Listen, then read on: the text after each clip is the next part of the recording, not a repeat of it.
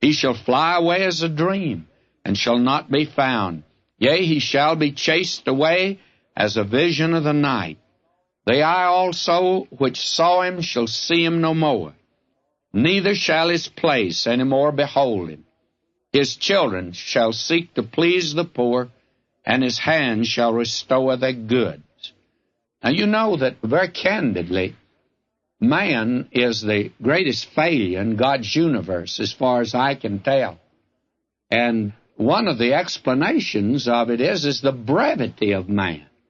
They tell about how old these rocks are, even these old rocks that came from the moon. Well, man hadn't been around that long.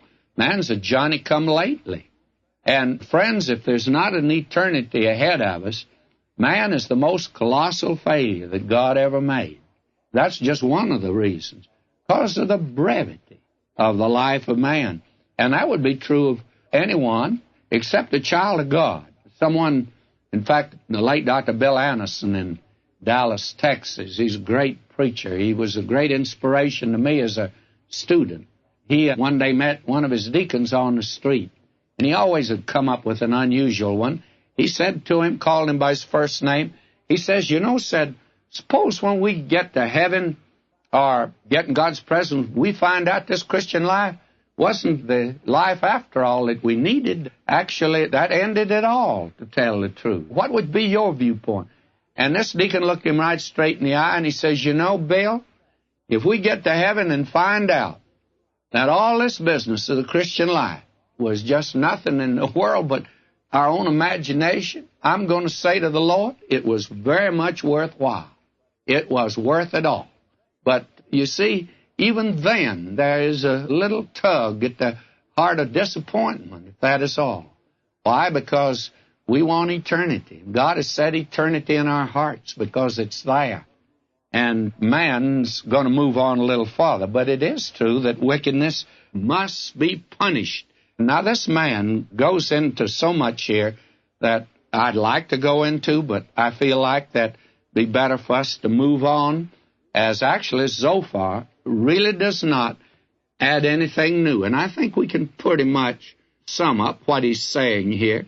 And if you'll notice, he's calling Job not only wicked, but a hypocrite. And he says that this individual, he may attain eminence, but that just simply means his fall is going to be greater. And he's suggesting that that's what's happened to Job, and that he's just going to be like fuel, which will be consumed. He's like an evil vision that'll disappear, and evil will touch everything, and even as a sweet morsel, he keeps it under his tongue, and it's going to turn to gall within him. And God is going to compel him to disgorge his unjustly amassed fortune and force him to make restitution to his victims.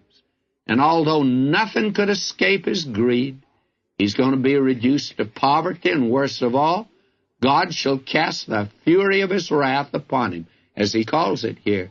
And he speaks of it, a fire not blown, treated like that. In other words, he'll become a raging flame.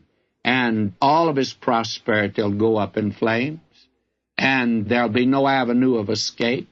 And then he more or less sums this thing up by saying, this is the portion of a wicked man from God, and the heritage appointed unto him by God. That's verse 29 here in chapter 20. He sums it all up now.